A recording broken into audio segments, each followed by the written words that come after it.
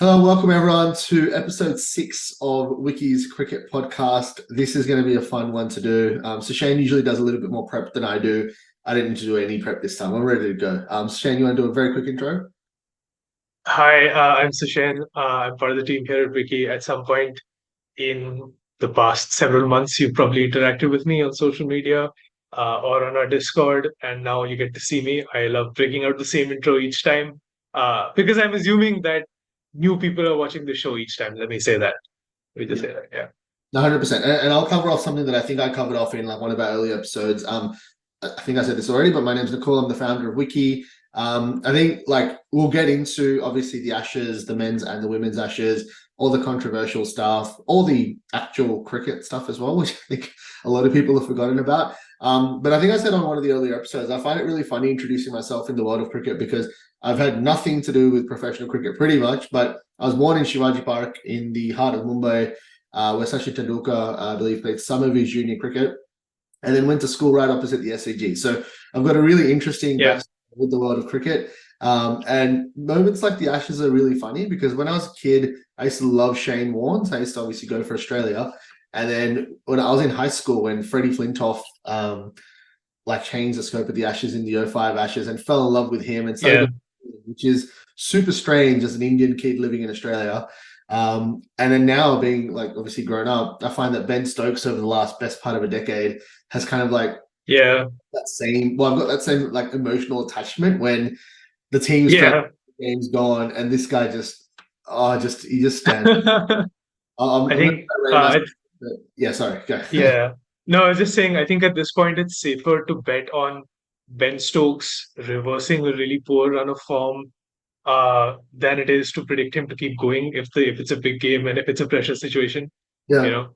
It's actually really interesting. Like, I think, yeah, I don't know the exact demographic of who listens to this, but I know if you were growing up in the 90s and the 2000s as like an Aussie or an Aussie cricket fan, it'd be really like you probably won't be able to relate to this at all. But I know as an Indian fan or an Indian person growing up in the 90s and seeing your team literally be carried by one person emotionally and like truly well and truly with Sachin and like I grew up in that generation of like you're watching these games oftentimes like you're being either embarrassed or literally like he would do something special, he would get out and then the team would collapse. Like you just like you know what that feeling looks like. And you know, I think back to the '05 Ashes and England not having won it for was it 19 years or since 1986 from memory? Yeah, 18. 87 was the last time they won the Ashes. 86, 87. That was in Australia. Whatever it was, yeah. But like the feeling that you got through that Ashes, I think I resonated with that so much because, you know, following or India as a kid and that feeling with Sachin, I'm obviously from Mumbai as well, have like a big emotional bond with Sachin growing up as, you know, what a billion. But I think also like funnily enough, like playing high school cricket, we were like the academic school playing all these private schools and it very much was this feeling of, oh my God, I'm 5'6" and I'm as wide as I am tall, and I'm looking up at like essentially a Mitchell Starc 6'2" dude at 16 years of age. So like I had that feeling in real life every Saturday, and then I'd come across and watch the Ashes and like Flintoff being Sachin against McGrath. Yeah, in a way, yes, but like competency wise, it was even more extreme than that. So, but anyway, forever. So Shane, why don't you give us a little bit? Why don't you want to sort of list out the big moments or the big controversial moments and the highlights, and we can then get into it. Yeah, sure. So we're recording this just a few days out from the second Ashes test. Australia won that one as well, and they've gone 2-0 up in the series. It wasn't. So I was going to say it's not free from controversy, but it only had controversy. We had so much over the last five. Like somebody pointed this out towards the end of the match that this was the same game in which Smith made 100 and Bairstow carried off the protester. Yeah, like that happened. Yeah, that happened in this game. It feels so long ago now, but that's what happened on the first day, first innings. After that, you saw Nathan Lyon getting injured and him coming out to bat. England collapsing on the third day. We had the controversial Mitchell Starc catch that was sort of he planted his hand against the turf. And then you had the Ben Stokes innings. You had the Bairstow run out. You had Australia constantly bowling short. You had Stokes finally getting out. The rest of the bowlers sort of slightly threatening um, to sort of chase down the remaining runs. You had the crowd booing. You had all of that stuff. You had the stuff with Usman Khwaja in the long room as well. Like just the whole range of things that have happened over these 5 days. So there's just so much to talk about. Awesome. Okay. Well, I think we're going to get a really nice blend of, as usual, like hopefully some sensible text from Sushane about the actual cricket. And I will preface everything that I Don't rely on me for those. Yeah. also, I'll preface a lot of what I say by saying that, like I do genuinely hope that there was nothing racial or personal in all the chat from the the MCC members. I do genuinely hope that. But aside from that, oh my God, like I'm gonna get straight into day 5 because like we can obviously cover the games later, but I'll leave Stokes for the end because that's going to be for me the most exciting part. But I think just before we get into it, I think Nathan Lyon, like 100 tests in a row, the guy epitomizes everything that Aussie cricket stands for, and I think like the story. And it's been done to death on Aussie TV, which is really beautiful. I think that's one thing that Fox Sports does really well about Husky and Husky's retirement and the way that he broke the news to Lyon that he's going to be singing the team song, what that means, and all that kind of stuff, which I think is amazing. Like if you're a cricket person, there is nothing more cricket or Aussie cricket than Nathan Lyon, his role in the team, being able to sing the song, all that kind of stuff, right? So and him coming out the torn calf, and I think it's 15 runs that he added for that last partnership. That is like I know there's controversy, and Australian cricket has been through a few highs and lows in the last 5-10 years, but like that is and like truly inspirational. And whether you wherever you watched it, why for whatever reason you follow the game, like there's nothing that epitomizes cricket and Test cricket more than Nathan Lyon. I swear, it really doesn't. And not just that, but also like even before Lyon came to the crease, there was this little element. Like it's just such a nice reminder of cricket's idiosyncrasies and why we love the sport so much that he limped his way to the he limped his way out to the sort of entrance to the sort of exit because he was worried he was going to get timed out. And you're like, oh yeah, like you can get timed out. You can get given out timed out in this game as well. And so he was walking so slowly. He was worried he was not going to make it out there in time. But I thought that was like the perfect setup to just to the innings as well. Just a reminder of that. Oh, you can actually get out in this way as well before you even face a ball. But man, that was just so good. I loved it. I loved it also because there was a run of deliveries where no runs were scored. And Lyon was sort of like ducking and he was sort of trying to hit them and he was sort of like trying to sort of get them away in some way, shape, or form. But it was just so much drama, even though there were no runs being scored and no wickets being taken. And that was just perfect. You could see, like just this one guy who held the fate of the last wicket in his hands, who was injured, who was sort of unable to move really well, and he was just getting targeted constantly by sort of the English bowlers, which sort of and it happened on both sides, obviously, like both sides resorted to short pitch bowling, but only one guy was like so seriously injured that he probably won't play or he won't play a part in the rest of the series. And it's funny, like it's wonderful. I think a lot of Aussie fans would be able to, or people who live in Australia would be able to relate to this. Like I did everything that I could to try to watch every single ball of the game, but there was these little pockets of time where like my Foxtel recording would run out. So like I'd wake up, get to the end of the recording, and like because of the rain or whatever other issues, there was or maybe I was just busy. I don't remember now, but there's a couple of sections of this game that I missed, and there were such random bits of the game that you would have thought like, dude, it's okay. It's 20 minutes at the end of your recording. You'll live. But I missed all of Lyon's batting. I forgot how, but I missed that. Yeah. So I missed the start controversy. So we've discussed Lyon. I reckon let's very quickly get on to, I don't want to, it's been done to death in the media, so I don't want to go too much into detail, but keen to hear from you about this match, what happened. And I don't want to get into it either. It seems kind of boring. Properly. So I'll talk about that. You talk about the catch. What happened with the catch? What happened with the catch? I think, so it was, it did remind me of the green catch, kind of, in a way, in the World Test Championship final, because, a little bit, because he got sort of his hands, like he got his hand around the ball, and after but you could see the sort of ball touching the grass, sort of, and Starc put his hands out to sort of stop his slide, right?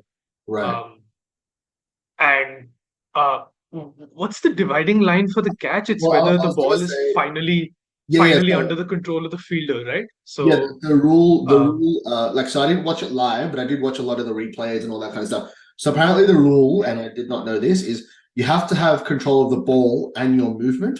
And they said that, well, ah, he had control of the ball, but in the act of like not finishing the his slide and movement. getting up, he didn't have full control of his movement, if not for resting the ball on the grass. So it's one of Yeah. those, like, I am very much not the person to be like emotionally in check while watching the game enough to respect and understand the rules. And honestly, I didn't even know that the second part of that rule. So, yeah, watching that live, I would have thought, oh, wait, how is that not out? Sorry, how is that not out? You know, and How is obviously, that out? Yeah. how is that out? That's a better way to say it. Yeah. Sorry, no. Oh, whatever. I'm getting confused. But you know what I mean? Like, that rule is as obvious, and we would have agreed with Starc. We would have thought that it's out. Yeah. But the people that obviously knew the rules in detail, and that is their job, obviously said it was not out. And then, yeah, obviously the game moved on. I think the more interesting one by far is the Bairstow decision. And again, it's another one where I did not. I think watching it live, I was so like into the game that I didn't sort of think about the rule, didn't know the rule fully, and also didn't realize at what moment Kerry threw it, etc. Right. So watching it live, I was like, this is a joke. Like he's put his bat down or whatever, the ball's done, and he's walked out to talk to Stokes. Yeah. Also the end of the over, I think. Yeah, I think it was the end of the over. I think They were waiting.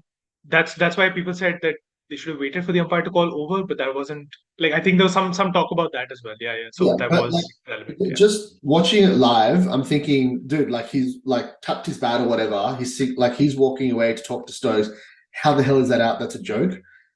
And then like I obviously saw all over social media and on commentary what the rule is. People that actually play more serious levels of cricket than my low level park cricket told me that the rule is what it is, which going by the rules, that was clear. But I still like of course, yeah, like just like I think the right thing is the Starc decision was by the rules correct, and you know the correct decision was made. Sorry, and the best again by the rules was correct, and the right decision was made. But I still don't like that. Like maybe it's like just exaggerated by the fact that it's an Ashes test. It was day 5, and who it was in that chase. But and obviously they're never gonna go against the rules in a situation like that. But I still don't like it, man. Like the guy, like I saw the replay and I saw that Kerry threw the ball when Bairstow was in the crease. Like it was an instinctive thing. He threw the ball and then moved out. And then you're getting into like man-cad territory and all that. Like you're just getting into all these like other rules that it's just like iffy. And I don't even buy the whole spirit of the game thing. I just think it's like the guy that's interesting in the crease to say, hey, I'm in, and then casually moved out to have a conversation. I just can't cop that. Like if I was playing, I would have mind because I know it's in the rules is it's out. But it's like if for example he was batting out of the crease, right? He did his shot, whatever, and then just started walking out, then 100% it's out, like by the rules and by like a common sense I guess reaction. But if you're like happy about in the crease to like say that, hey, look, I mean, whatever, and then walk away. Just the common sense side of me says, like, come on. But yeah, anyways, what's your take? Okay. I thought it was fine. I thought it was totally fine. And it was good that Kerry. So when they were showing the replays of the dismissal, and they first focused on just Bairstow walking out of his crease, and then you saw the stumps being disturbed. I thought, oh, that doesn't look right. What have they done there? But then the camera cuts to Kerry, and then it shows him sort of. He doesn't stop. He doesn't wait at all, and he just collects it, and then he was like, oh yeah, then that's fine. Like it's not like he sort of was waiting, and that was totally fine. What I haven't gone back and sort of like gone back to find out since is, did they notice that Bairstow was doing this? Yes. Earlier in his innings? Sorry to butt in. Yeah. I don't know if like I don't know exactly what the Aussie mindset was. What I do know is I saw like a Twitter clip of in this innings, Yeah. Bairstow basically like playing his shot, having a little tap with his foot or his bat, I forget which one, just to say, "Hey guys, Hmm. I'm in my crease," and then walking out. Like it was a habit of his to do Ah. his thing, Yeah. tap his bat or foot, Hmm. say, "Hey, I'm in the crease," and then walk out. So Hmm. I don't know whether the Aussies picked up on that habit. I noticed.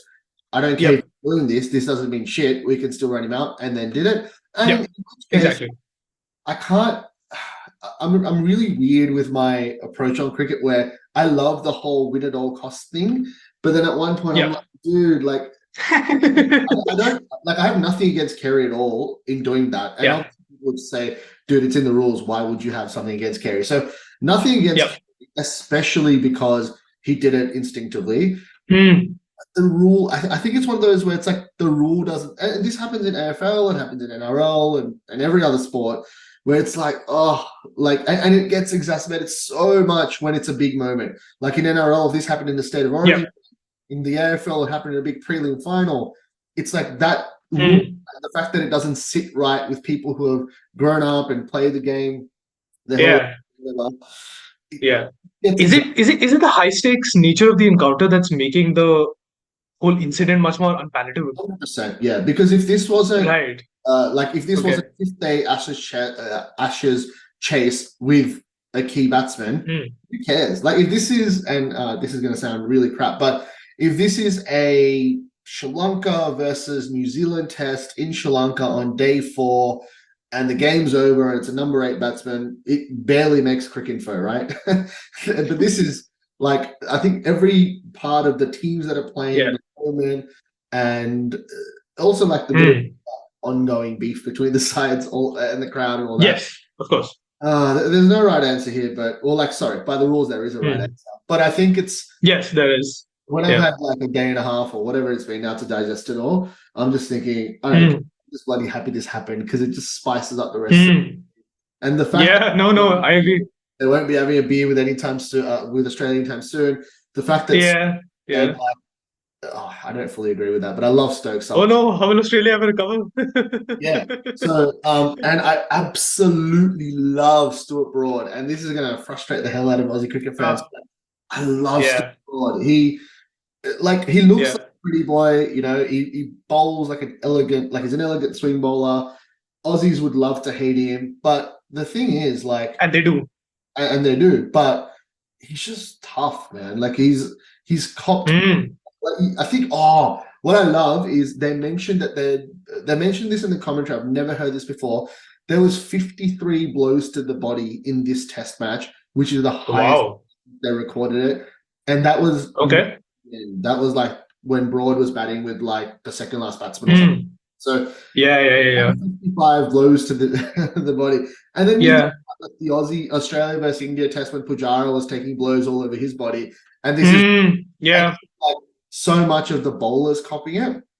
Mm. I'm gonna go off another tangent here, but yeah, Yeah, yeah, yeah. just so excited The for the series. Yeah. Yeah, the Broad thing is like he really adds to the spectacle. I think the fact that he winds up the crowd, winds up the Australians is just perfect. Like it's just so much theater, and he was doing that while he was batting as well.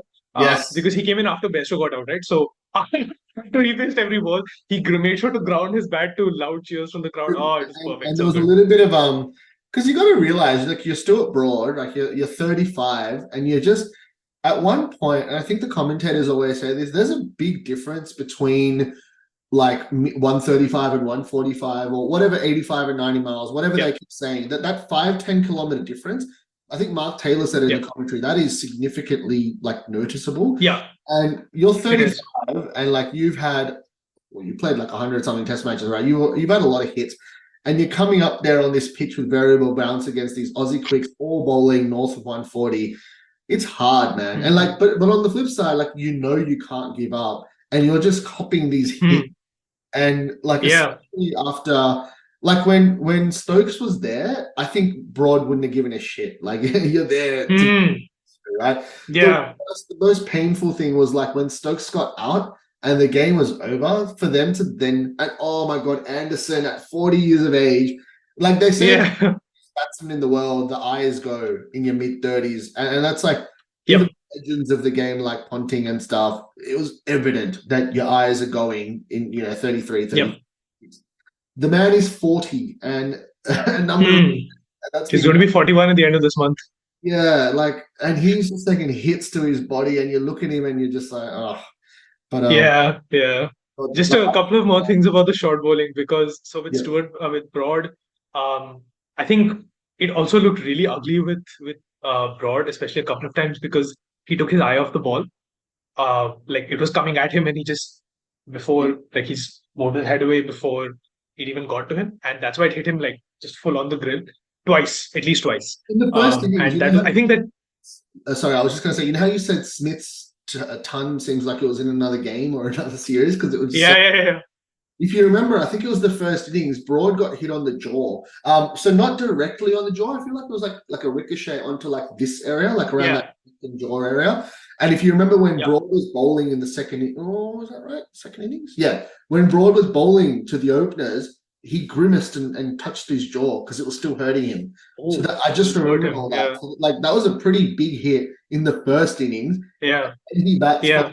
what felt like an hour or two, an hour plus with Stokes, and probably all up Broad, I'd Hmm, say roughly 2 hours, and copped even more. hmm, That is inspirational. yeah.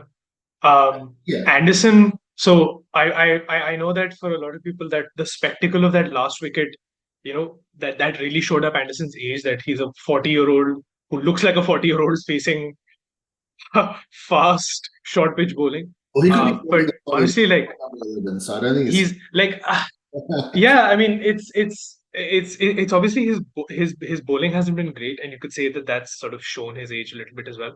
But Mm. honestly, there were moments in the very first innings of this game where like he really looked his age. Um, I think this was when Smith and Head were batting and they had that big partnership and so on. When I think Anderson was at mid on, right? So and sort of Head he tried to guide a slightly short one Square past mid leg. on, It was and mid-wicket or Anderson square leg because he was square on to the batsman. It was a pull shot. yeah.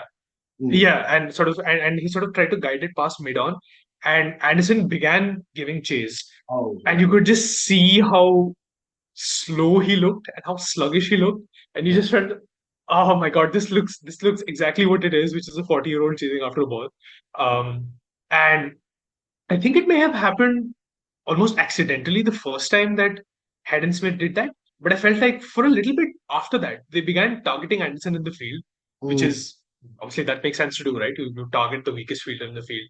And then you could see him like sort of, Mm. sort of guide deliveries in Anderson's general direction to force him to chase. Yeah. And I thought it might have started off as an accident, but they were clearly targeting him in the field after that, which was just it was like a nice little subplot to what was going on in the first innings. I thought so. Sorry, I butted in there to talk about the field positions because I thought you were talking about the drop catches, which Yeah. reminded me that there was a pull shot where Anderson, I think it was mid wicket to a left hander.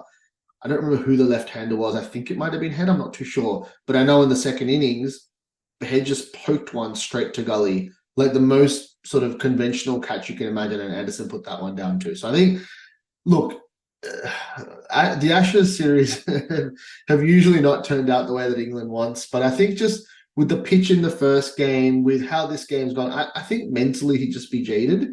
And I really do hope that they give him a break in this third test because I think, like, Yeah. what's funny actually, in one of our group chats, I was saying that like Robinson hasn't been great with the ball and Broad's been the standout bowler, but my analysis of the games is a bit off because sometimes I'm watching it live and sometimes I'm literally watching a ball and fast forwarding on Foxtel. So I think I'm maybe not Yeah. getting the best understanding of the games because I thought Broad's clearly been the best and Robinson's been horrible. And then I looked at the figures and apparently Robinson's got the most wickets and I didn't even realize that in the Ashes. Mm, Anderson's yeah. has been obviously not great, but uh, so much of this third test, sorry, I'm skipping ahead a little bit, but man, I want to see Mark Wood play. I want to see Mark Wood play so Yes. badly. Yes. Um, Yes. Oh my God, yes. So I think if there's one thing that's been proven without doubt is that England would have watched Australia struggle against the short ball and they will immediately bring in Mahmood. That's it. Like I think no, it's not so really a debate anymore. You're 2-0 down. Yeah. Yeah, I mentioned this on our work chat. So we were like, why the hell is Wood not playing? There was a Stokes press conference on YouTube before the second test where he said, look, Mark Wood and I are really close. He came up to me before the test and just said, sorry, like my body's just not up to test cricket just yet. He did say with a vision of him playing the third test. So whether that means he'll be right for the third test or he's aiming for the third test, I don't know. But oh my God, with the way the series is set up, with Nathan Lyon unfortunately ruled out, and with say for example, Robinson plays, Broad plays, because remember they didn't have to bowl on the last day, so that's one extra day, maybe a day and a bit that they have as an advantage over Australia, right? So if England bat second, that's what they want to do with the whole Bazball approach. But if England bat first, that's Australia having to bowl to back up after bowling a shitload of short pitch deliveries for pretty much a whole test match on day 5 as well, for most of that day. And if Mark Wood's in that team, if say for example, if the attack is Wood, Tongue, Broad, and Robinson or Wokes, either one, yeah, I think that's freaking awesome. Like Anderson is a great bowler who unfortunately hasn't done the job. You replace him with Wood and just give bloody Wood short spells if you have to, but just to have that, imagine Tongue and Wood from both ends, right? And obviously. In that, and then like a Wokes or a Robinson, either one, and like obviously with Wokes you get the better well, which I really think that they need a number 8, man. They need. That's set up perfectly, and I think that was one of your points.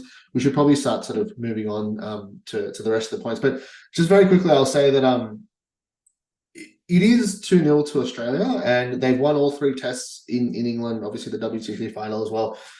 But I gotta say, like, I still think there's a shot for England here. Like, no line is huge, and England has just like stuffed up 2 or 3 key moments in these 2 games to lose them. I don't think they've been like a noticeably worse side. I think Ben Duckett's form is surprising, but also very encouraging. And Zach Crawley getting caught down the leg side. I was actually just thinking like, all England really needed from their top 3 was like a quick fire 80 runs. If Root comes in 80 for 2 after like 16 overs or 18 overs, the top 3 have done because you just needed to protect him from the new ball, and they didn't do that.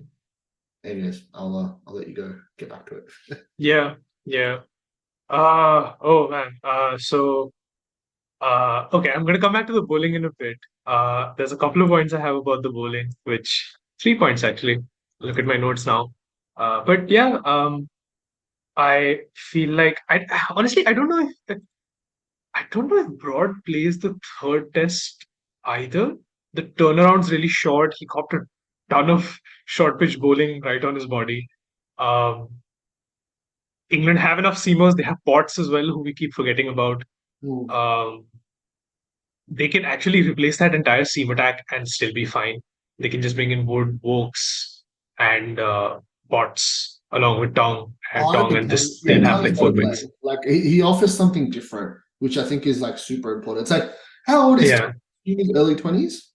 I hope he's early 20s. He's 26, 25 or 26. Okay, sure. Yeah, well, anyways, he's young. He's young enough. He can get the battering ram. Like, get overs into him, put in short spells. If Broad plays, use him in short terse spells for like that energy and obviously around the new ball and stuff. I reckon they'll be fine. Let's cover off what you had to cover off, and then we'll move into the Women's Ashes. Yes. Just okay. Actually, I would say, at some point, I think when Australia began bowling short and realized it was working, that was the moment I think the Lord's Test collapsed from being like this clash of ideologies that was sold before the series. It was Bazball versus patient batting. It just became short pitch bowling from both sides. Like, it was clearly well executed and effective, but it was dull. Like, I think that's something that people made a point of second, third, fourth day. We got a crazy finish outfit, but I think in addition to seeing the wickets, England will probably note that the short stuff is a good way to control runs against Australia. Because their run rate actually fell from that morning session when they were batting in the second innings, where they were going at like 3.5 an over or something. And then in the session after that, when England actually started bowling short, their run rate collapsed. Like, it was under 2 at one point, I think. So it's a good sort of useful way to control runs because Australia have shown themselves willing at different points in the series to match England's pace through guys like Head and um, Head is the main one basically. But yeah, just to sort of um, they don't lack for aggression either, right? Yeah, I And Warner's got a 50 as well, which is a big thing. think it was my call of the fourth test. Yeah.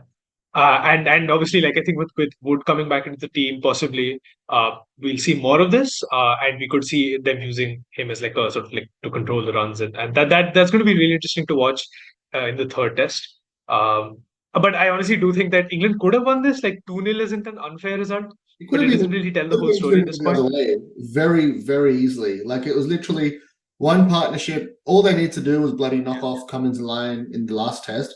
And all they needed to Yeah. do was not have a freaking 90-run deficit in this one. Well So done. Yeah, exactly. Like, how did they concede a lead in that first innings? I don't get that. Like, they were 188 for one. No, to be 180. fair, Yeah, they were 188 for Australia one, was also like chasing 200 for 460. 2 or whatever. So to be fair, Yeah. And it just completely imploded. Yeah. On that third innings, especially like the broken Bairstow wickets. I mean, you could see Cummins laughing. Like Cummins was laughing because he couldn't believe that the wickets were being gifted to them.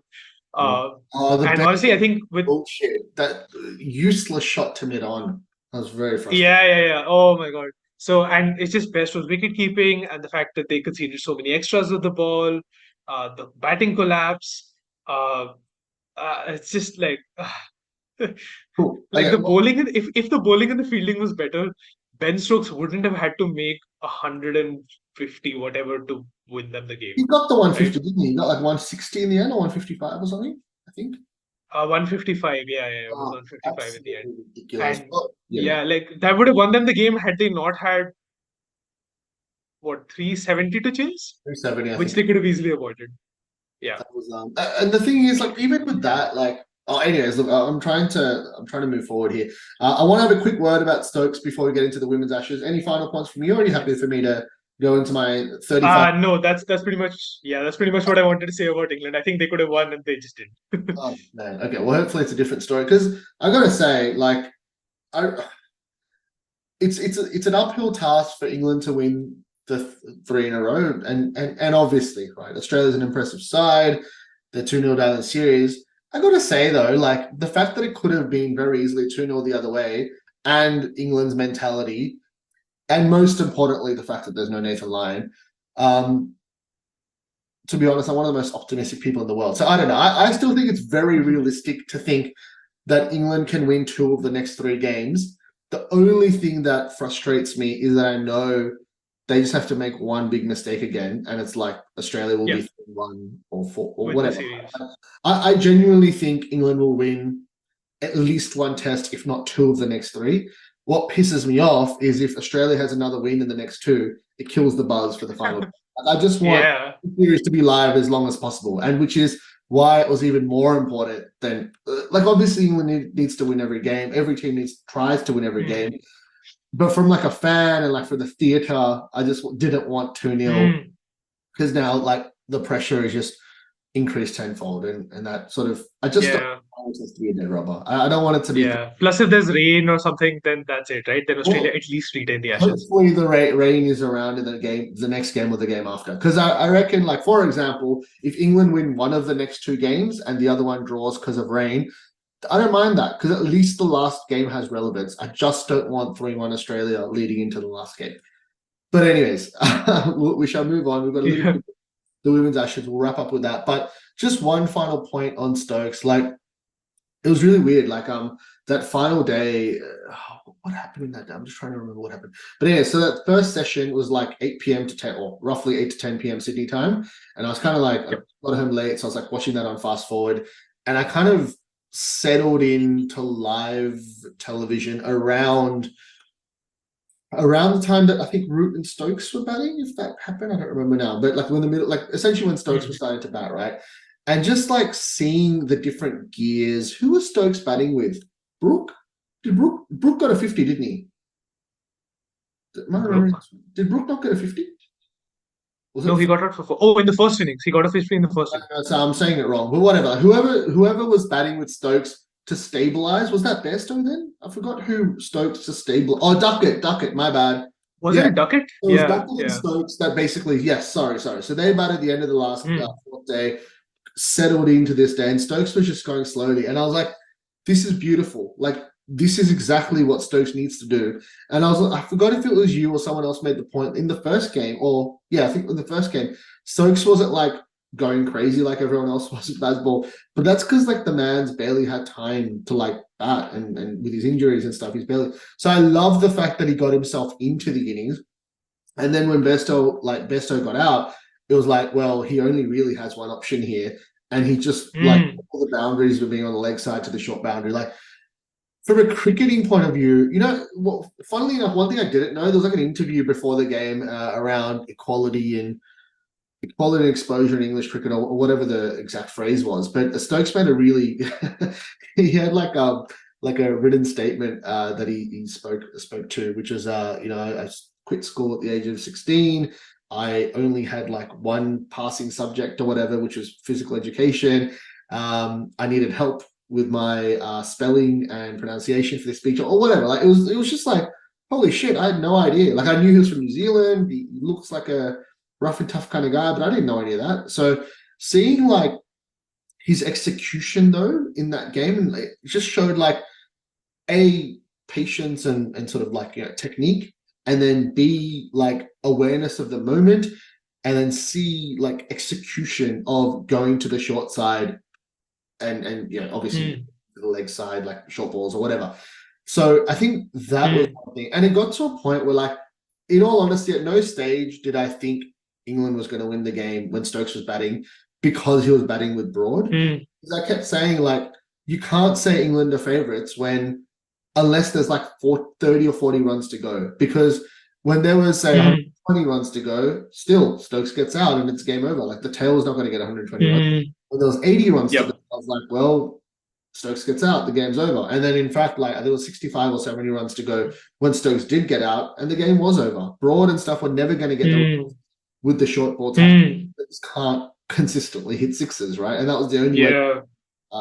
against that attack at that period in time. But I think the one thing I just want to end off with Stokes is that, and again, I go back to what I said at the start with Sachin in the 90s for Indian fans. Like, most countries, aside from Australia, because they've been consistently dominant for 20, 25 years now. But I think most countries have that, or like whatever sport you have, like you follow and team you follow, like you have that player. And there's very, very few of those, right? Who know, like, there's one thing of awareness of the moment, and then there's like the skill and the bravado it's like to pull it off. And the fact that he's done it so many times, Mm, special. Like it's special. And I think there was I saw like a Virat Kohli quote or like some Instagram post or something along the lines of like, this is why I say that, Ben Stokes is the most competitive man that I've ever played sport against. Or mm, I'm like, holy shit, Virat Kohli's saying that to you. What the hell? mm. Like, and he's made some really nice statements recently along, Steve Smith is the best player in our generation by none. Like Yeah. it shows like the maturity in Kohli. But when I read that, I was like, man, like Ben Stokes, like what the hell? Like, tell me all, Yeah. because I'm just so obsessed with him, and like I'm just so obsessed with his personality, his cricket, and I'm all about moments. Yeah. Every way possible, I love the guy. And funnily enough, Yeah. 3 days apart from me, I saw myself sitting on the couch in my onesie, what's it called, in my Udi, on a bloody Sunday night watching this man play, and I'm like, this guy's 3 days apart from me. Look at what I'm doing in my life. But yeah, It's tell me okay. your I think go about his work. I was just gonna say that I think everyone has that moment where they're like, oh my God, this person is the same age as me or younger than me, and Yeah, here I am. yeah. Doesn't uh, help when you're in just a. Anyway, sorry, God. no, I was just gonna say like there was a point where like having been belted by Stokes for I think three sixes, Cameron Green actually managed to bowl a maiden over to Stokes at one point, and I Wide thought that leg. was so important. Yeah, exactly. It's just like that was such a turning point because that really disrupted the sort of flow that Stokes and Broad had got into.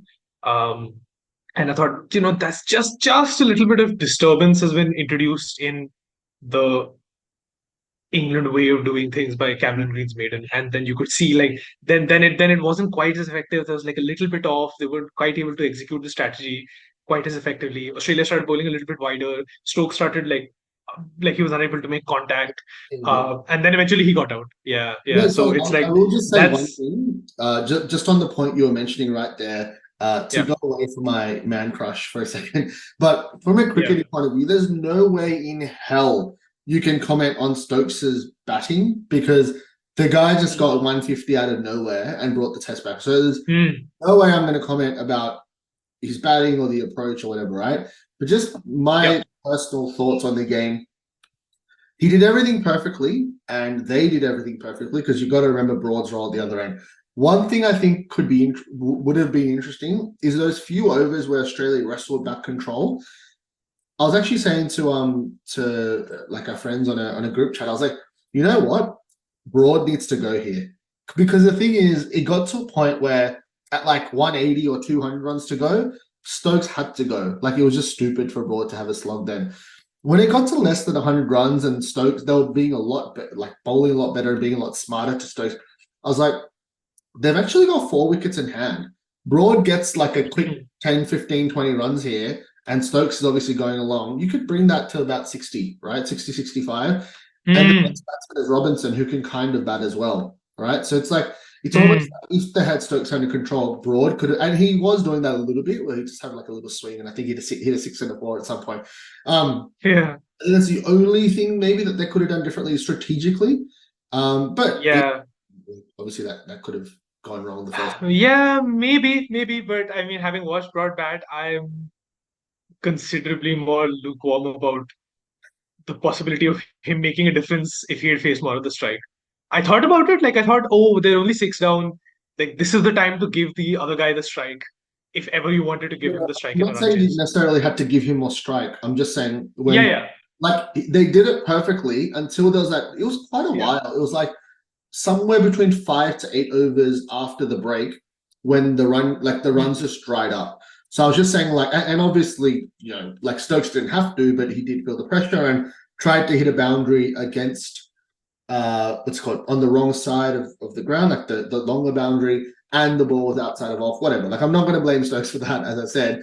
Um, all I'm trying to say is that like when Broad was getting the strike, when it was less than 100 runs to go, he could have just had a bit of a crack, thinking I've done my job. Stokes has been awesome. There is still some batting to go. Maybe I'll take some rest, but that's neither here nor there. But oh my god, I can't wait. Like the best part of it is now, if England does bat last, Australia won't have Nathan Lyon, and we will know that the Stokes. Mm, And just imagine, yeah, this is getting me so bloody. yeah, Imagine Johnny Bairstow the next time he comes into bat.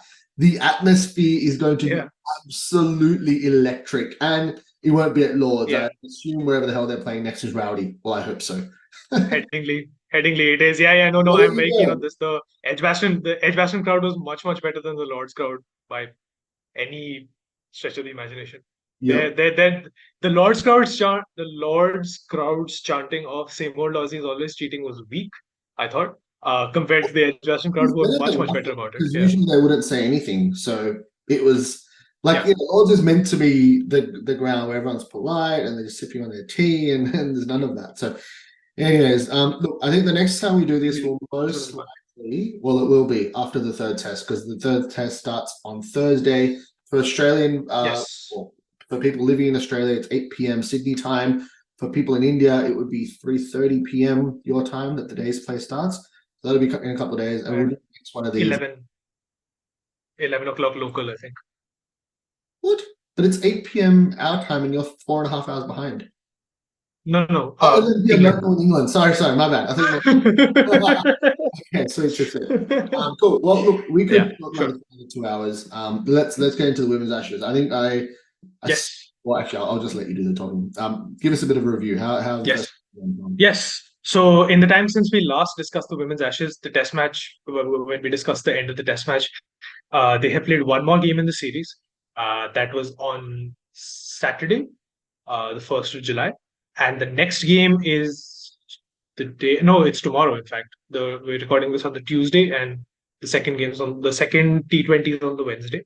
Australia won the first T20, so they now have a 6-0 lead in the series. Suddenly I go back to what I said in the last episode. Just like England, England winning that test would have made the series a lot more interesting because they can't beat that machine in the white ball format. Like they are just. But in fairness, this one did go to the last over. I think This one did go to the last two balls, and uh, it's I won't say England could have won it because Australia needed one of three in the last over, and then there was a wicket, and then there's like a slight twist. But then I think eventually this Australia scampered across to win. It was good. It was thrilling. And England again, like they've lost two games now, and they have the rest of the series to try and sort of come back. But as I mentioned, I don't think they'll beat Australia by enough to actually make up the deficit and get enough of a lead to win back the Ashes. It's just way too difficult to beat this team in the white ball stuff because they have it. Their execution of those formats is just so inch perfect that they always pull through. And as weird as it sounds, again, as I mentioned in the last episode, you might actually have a chance of beating them in a test match, which is obviously worth more points, which would have made the series more interesting, etc. Well, can I ask? Beth Mooney. I think I was sorry. I was just going to say, like, from someone who started following, well, a lot more women's cricket in the last couple of years, but yeah, still kind of only knows the well-known international players. Who have been like a couple of the standout performers from either side? Well, Beth Mooney did really well in the T20 match. She made one of her classic 50s so this is the thing with Beth Mooney, because she's so consistent, she always gets 50s in T20 cricket, just a master of this format. But the thing with Beth Mooney is she doesn't start very quickly. Like she's one of those people who takes her time getting set up and always cashes in later, but she does cash in later.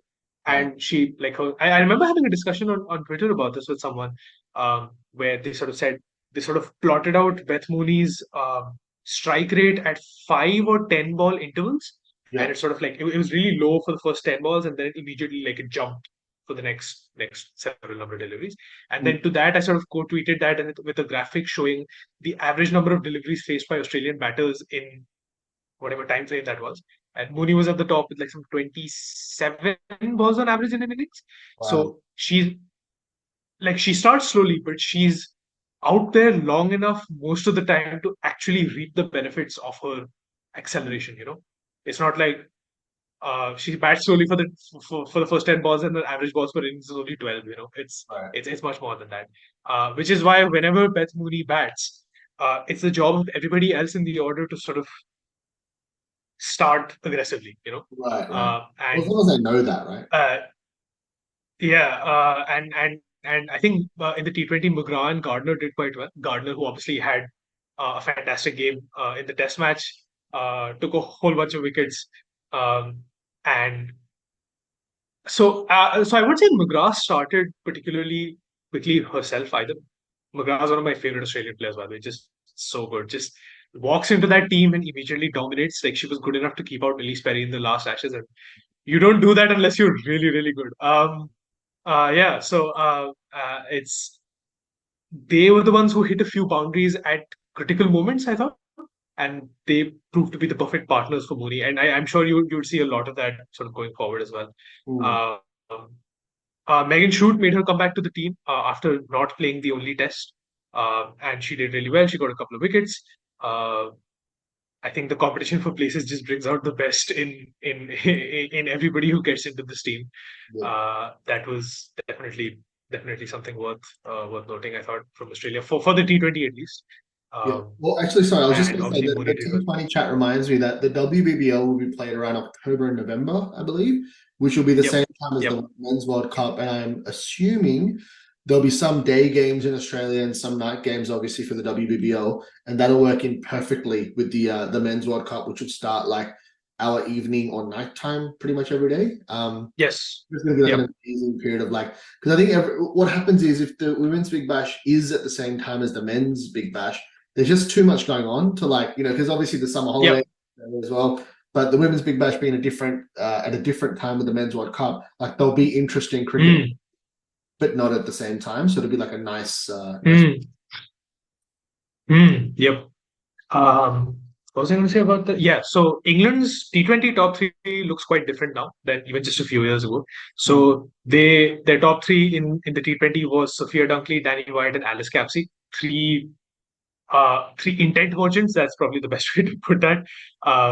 And Dunkley is an interesting one because I thought that when she first burst onto the scene, England had found the perfect sort of middle to lower middle order finisher type player, and you don't find a lot of those. You find a lot of good top order players, but you won't find a lot of people who are purpose built for closing out an innings aggressively. And I thought, okay, they've got her here now. She's becoming too valuable to shift around. But they've actually sort of switched gears with her quite a bit and got her to open in T20 cricket. I think England have sort of realized that to keep pace with the Australians of the world, like fast starts are really, really important, which is why they've sort of gone all in at the top with Dunkley, White, Capsey, etc., which allows Knight and Silverbrunt, and etc., etc., to sort of come in a little bit later, and they have a platform on which to build. Plus, I think they have a bit more trust in Sophie Eccleston's batting now, rightfully so.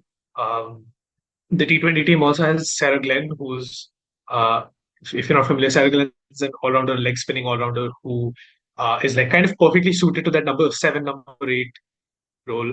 Eccleston and Glenn are both spinners who bowl off two-step run-ups, so it's quite fun to watch when they bowl in tandem. So like 2 steps and then they sort of come into both. That's really, really good. Sarah Glenn is somebody who Sarah Glenn had a good game as well. By the way, in the T20 she got a couple of wickets. It's interesting. She is somebody who I thought could have been developed into that sort of number 7 all-rounder in the one-day team as well. But England have just like not really considered her anything but a T20 player for some strange reason. I feel like if they could have invested in her at some point in the lead up to the 2022 World Cup, it would have paid off. Like I would have liked to see that because she's kind of like perfectly suited to that number 7, number 8 kind of role. Yeah. Like T20 World Cup, sorry. The T20 World Cup? Yeah. Is there one next year? Women's T20 World Cup? Oh, no, there was one earlier this year. That happened this year, right? Where you was remember the one in South Africa? There's so much. Where February, March? February, March, the T20 World Cup? No, where was it, sorry? Oh, South Africa. Okay, cool. Okay, sure. Yeah, it's weird. I remember the T20 World Cup in 2020, but I don't remember the one this year, for example. Who played in the final this year, the T20 World Cup, the women's one?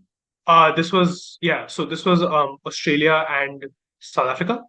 Home team made the final. Okay. Sorry, I do remember it now. Sweet, yeah, cool. Yeah. What was the game? Sorry, I'm going off topic here. Very quickly, what competition was it in the Women's World Cup when like Malaysia beat Pakistan, or like some very like obscure country beat like some really well-known, or they were about to? Am I remembering the T20 World Cup in 2020? Yes, you are. Yes. Sorry, it was Thailand. It was Thailand, and yes. And Thailand batted first, and they made 150. They were so good in that game. My god! The rain got in the way. Yes, it rained out. It rained out. Yes, they should have won that game, but it got rained out. Oh yeah. Okay. Oh man. Nice. It was just so thrilling. Like they were just like smacking the Pacers. It was just so good to watch, man. So good. Oh wow. Yeah. Okay. Well, I think it was Thailand against Pakistan in the T20 World Cup in Australia. Yeah, that was what it was. Well, the next time that we chat, the women's Ashes will be done. Like the next few sort of games in the next week, I assume, or pretty much done. No, there's quite a few games still to go, right? Is it not 3 and 3? Like the second T20 is on the. Yeah, Sorry. so the second T20 is tomorrow. There's another game on Saturday. I'm just looking at the schedule now. Yep. There's another game on the Saturday, and there are 3 more games. The 3 ODIs are next week. So that's Wednesday, Sunday, Tuesday. So the last game of the Women's Ashes is on the 18th of July. Okay, cool. All right, well, we'll be mostly done with the women's Ashes then, but well, like towards the end of the women's Ashes by the time we speak next. We'll know the winner because it's going to be Australia. Yeah, there you go. But we may not know the winner of the men's Ashes next time we speak if England can do what I think they definitely have the potential for with no Nathan Lyon. We gotta see which England rocks up. If it's jaded England, 2-0 down and devoid of confidence, much like Ollie Pope looked in that second innings, then they're great. But if they can use Stokes' knock as inspiration and know that Duckett got 170, 180 runs in this test or whatever it was, hopefully they can use that. He was a decent shot for man of the match as well, I thought, Duckett. You can't give it. Nah, surely you got to give it to Smith just for winning the game. But I'd have loved to have had Stokes, but if you were going to give it to somebody else, like Duckett was a shout. I wouldn't say I would have given it to him, but he was a decent shout. Yeah, like them three would be close to the top three because I don't think any Aussie bowlers got like standout. Like no one got 8 wickets in the test or anything like that. So I think Smith was a well-deserved. Smith did get it right. Yeah. Yes, he did. There you go. No, awesome. Okay, well, Starc actually got 6 wickets. Who did? Yeah. Starc? Oh, Starc. Yeah, 6 isn't enough. You got to get like 8+, I reckon. But anyways, he did bowl well. Oh, he bowled a peach of a spell that second innings. Was it second innings? Yes, Like Pope. Yeah, with the Pope dismissal and really good stuff. Yeah, but awesome. All right. Well, next time we do this, we'll know who won the third men's Ashes test. We'll know the result of the women's Ashes, and we'll try to have like a bit of a sneak peek to all the other cricket that's coming up. And we've got a couple of guests that have said yes to coming on the pod, so I'll sort of coordinate that in the middle and the end of July, which will be really fun. But if anyone's been listening all the way to the end, just Google Wicky Linktree. You can check out some of our content across cricket. If you're into your rugby league, we have a lot of that as well. And we'll be, as much as I'm hoping that you enjoyed listening to Sachet now, we'll have a couple of guests on the next couple of episodes as well. All right. Enjoy the rest of the Ashes, men's and women's.